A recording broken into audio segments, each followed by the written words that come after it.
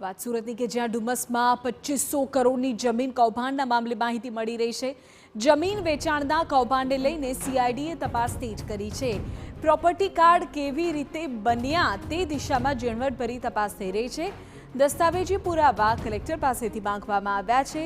Property card બનાવવા કોઈ અરજી નહીં થઈ હોવાનો ખુલાસો સૂત્ર પાસેથી થયો છે।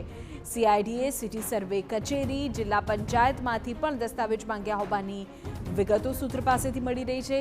જાણકારી એવી પણ મળી રહી છે કે સીઆઈડીએ ગાંધીનગર નિયામકની કચેરીમાંથી પણ દસ્તાવેજી પુરાવા માંગ્યા છે। ઉલ્લેખનીય છે કે ડુમસ ખાતે 2500 કરોડની જમીનના ખોટા પ્રોપર્ટી ટેક્સ કરી બારોબાર બનાવીને વેચી દીધી હોવાના ફરિયાદ નોંધાઈ છે। આ મામલે 7 શખ્સોની સંડોવણી પણ સામે આવી છે, જેમાં ડેટા એન્ટ્રી કરનાર સરકારી કર્મચારીની પણ સંડોવણી ખુલી છે। સમૃદ્ધિ કોર્પોરેશનના ભાગીદારના નામ પણ સામે આવ્યા। આપણે જણાવી દઈએ કે 135 ખોટા પ્રોપર્ટી કાર્ડ બનાવી દેવાયા અને સાયલેન્ટ ઝોન સ્કીમ બનાવવાની વાત તપાસમાં સામે આવી। હાલ આ મામલે સીઆઈડીએ તપાસ તેજ કરી છે।